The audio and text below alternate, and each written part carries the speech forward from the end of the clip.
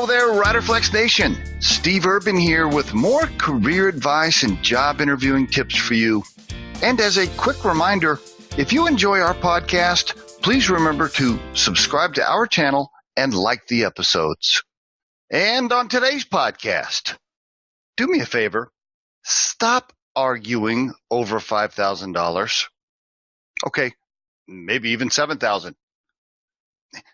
Matter of fact, maybe you stop arguing on anything under $10,000 when it comes to base salary or compensation. I see this all the time, okay? And I'm talking to candidates and employers with this podcast. An employer will call us and go, I really like Johnny. You know, we're prepared to make Johnny an offer. But you know, our budget or the target for this position is $85,000 a year, and he wants 90. And, you know, we're just not going to be able to do that. And then Johnny calls me and says, well, they made me an offer. I'd really like to work there, but I want 90, and they're offering me 85. And I want to just grab the employer and the candidate by the neck and say, stop, just stop it. Okay, stop it. Well, why are we arguing over $2,000, $3,000, $4,000, $5,000 a year? I mean, really, let's think about it. First, let me start with the candidate, okay? You, the candidate, the one you're out there arguing over $2,000 or $3,000 a year. Just really do me a favor. Do the math on that over a 12-month period, okay? And factor in taxes and everything else, and just really look at how much cash you're talking about at the end of the day, dollars in your pocket. And ask yourself, is it really worth that? Because I'm assuming you wanted the job, right? You wanted to work for that company. You wanted that commute, okay? You wanted to be in that industry, et cetera, et cetera. There's a bunch of other things about the job you wanted. Stop worrying about the $3,000. Trust me, at the end of the day, over 12 months after taxes and everything else, it's not going to matter, okay? Now, for you, the employer, okay?